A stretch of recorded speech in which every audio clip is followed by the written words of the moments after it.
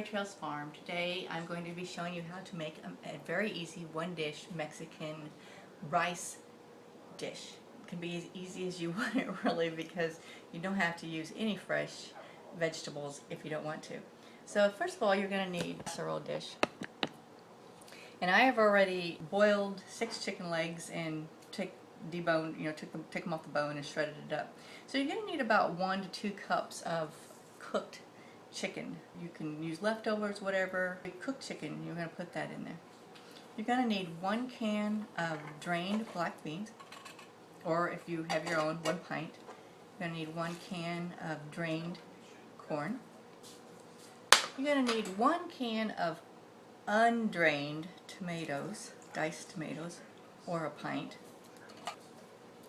Ordinarily I used 1 chopped up onion, but today, because again of the easiness of it, I want to use minced onions. So I'm going to be using probably about 3 tablespoons of minced onions. I want 1 cup, and this is a generous cup, of dried uncooked rice. You want 2 cans, and I think these are 10-ounce cans. 10.5, I got 2 different brands here, of cream of mushroom or cream of chicken soup. You can add jalapenos or peppers. I'm going to just give it a generous sprinkling of red peppers. We like things really hot in our family, so this is to be up to you. Also, if you have diced jalapenos, that would work good, or you could even put banana peppers or a more bland pepper in here if you don't like things really hot. And you can leave the pepper situation completely out too.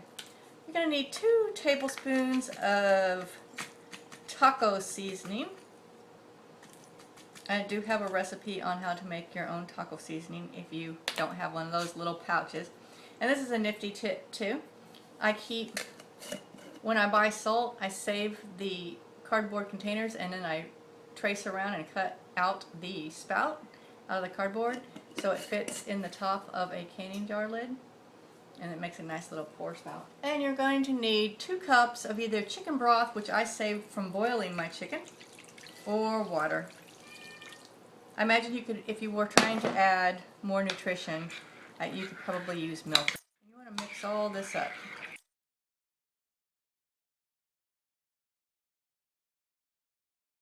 1 to 2 cups of cheddar cheese. Normally I just use regular cheddar cheese, but due to the COVID stuff, I've got white cheddar cheese, so that's what we're using. So use what you've got. And I'm going to put about a cup into the casserole, mix it in. I'm going to reserve a cup to put on the top. Completely optional. I save all the bits of potato chips, and I'm going to crunch up. Likewise, if you have some broken hard tortillas, taco tortillas, you can crunch these up and do the same thing. I'm just going to sprinkle it on the top, and this is completely optional, and I usually only do this. You can also use plain potato chips too.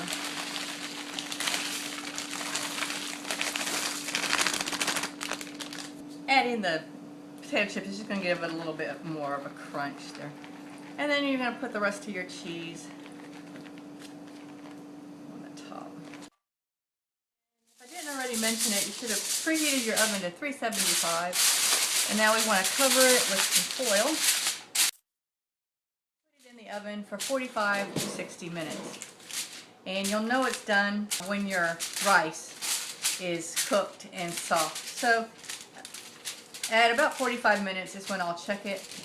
Okay, and we'll be back when the casserole is finished. And there, I took off the foil for a couple seconds to try to get the cheese was sort of sticking so it would get more evenly distributed. And to test it out, take a little bit out of the corner and look and see if the rice is done. And if the rice is done, then it's done. Easy one-dish meal that you can use for your family, and it's versatile. So if you have other fresh veggies to throw in, go ahead and do it.